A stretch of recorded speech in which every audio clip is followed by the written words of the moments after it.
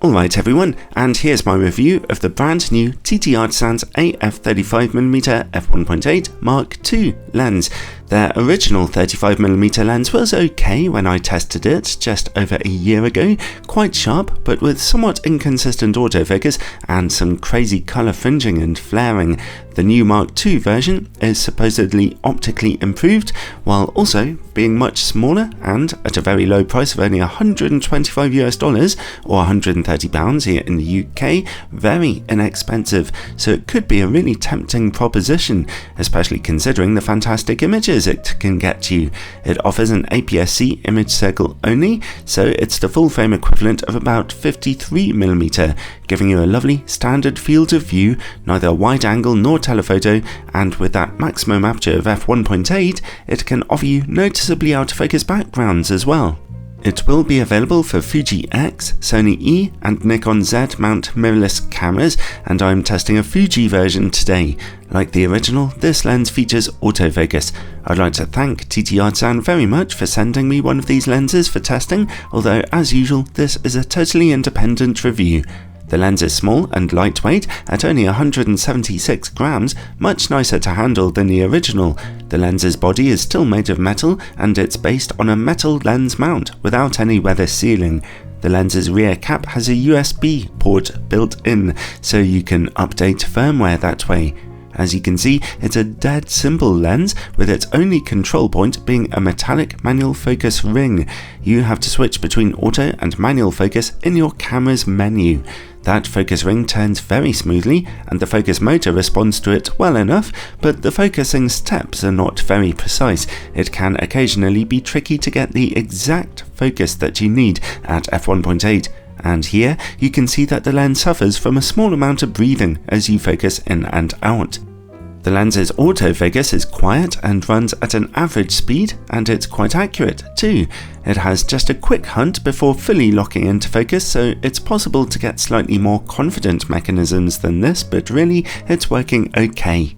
And there's a new design of lens hood here too, a very thin petal shaped one made of plastic. I prefer that to the crushed Coke can style of the original, especially as you can now reverse mount it to the lens, but it won't offer very deep protection from bright lights. The lens's front filter size is 52mm and it does not feature image stabilization. Overall, the build quality is fine here, although the manual focus mechanism could have been just a little more precise. Now then, on to image quality. I'm going to really challenge this thing by mounting it onto a Fuji X-T5 camera with its demanding 40 megapixel sensor. In-camera corrections should be happening in these images. At f1.8, the middle of the image sees lots of contrast. Sharpness is just good. We're seeing some decent enough detail, but strongly contrasting edges see a lack of definition. I took quite a few sets of sample pictures, by the way, tweaking the focus each time, and this was as in focus as I could get the lens to be. Anyway, let's look over into the corners. They are quite a bit softer, obviously. If you stop down to f2.8, then they're looking about the same. Back in the middle, we're getting more detail now, and contrast remains as strong as ever. f4 is a little sharper again, but it's only at f5.6 that we get really fantastic sharpness in the middle. The corners are now looking much better too, although we're catching some fairly strong blue colour fringing now. Here's f11, which looks suspiciously sharp. Diffraction should be softening the image much more than this on a 40 megapixel aps-c sensor, and f16, while softer again, is still not looking terrible. Overall, it's an average performance here. The lens is always decently sharp in the middle, and the corners get fully sharp when topped down. I have a suspicion that the lens's iris mechanism wasn't actually stopping down as much as it was meant to. Firstly, because the diffraction should have been more evident, and secondly, when stopped down, a lot of my pictures came out as a little overexposed. This might just be a quirk in my early copy of the lens though, and it wasn't anything I couldn't correct. If you decide to purchase one, then do check this out to see if there are any problems. Okay, let's bypass Fujifilm's automatic corrections and take some pictures in RAW to see about uncorrected distortion and vignetting. The lens is projecting just a small pinch of pincushion distortion here. Much worse though is its vignetting at f1.8, which is very strong as you can see.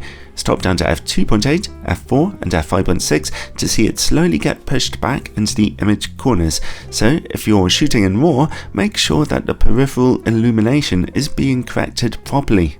Next, close-up image quality, and the lens can focus much more closely to your subject than the original, down to 40 centimeters. Shooting close-up at f1.8 sees a big drop in contrast. f2.8 sees a bit more sharpness. At f4, close-up sharpness and contrast are now both good. Let's see how well the lens works against bright lights now. Whoa, that flaring is pretty out of control, as you can see. It's bright, varied, opaque and abundant. What a shame. You will definitely want to use the lens's hood with this thing as much as possible. Stop down to f2.8 and it gets a little more under control, but still this is a major weakness. And how about coma smearing and sun stars? Over in the corners, bright points of light see a touch of coma smearing at f1.8, but the bigger issue is some purple flaring, to be honest. Stop down to f2.8 to see that reduced, and at f4 it's finally gone. Let's move the camera over a little and look for sun stars. They begin to emerge at f5.6, as you can see here. At f8, f11 and f16, they get really very strong, although they're not the most tightly defined sun stars in the world. Next, bokeh, and at f1.8 the lens can get you some quite noticeably out of focus backgrounds here. I like this lens's bokeh, it's smooth and attractive, although we are definitely seeing some quite strong cat's eye shapes to specular highlights in the image corners. And finally, related to bokeh comes longitudinal chromatic aberration. It's a little hard to see through the close-up haziness at f1.8, but colour fringing on bokeh highlights is definitely there. It's still there at f2.8 and even f4, but at f5.6 it's mostly cleared up. In those images you will have also noticed some focus shift. The focus point goes backwards the more you stop down, something to be aware of if you're focusing manually. Alright then, overall the Mark II version of this TTArtisan lens is a nice improvement over the original. The sharpness seems to be very similar, but its autofocus is a little more confident, its contrast is better, and of course it's smaller, lighter and cheaper.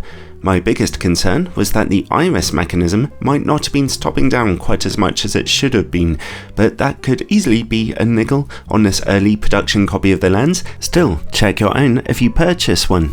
It might not be the sharpest lens in the world, but it is good value, so I can just about recommend it. Just watch out for that flaring against bright lights. Be sure to use the lens's hood, okay?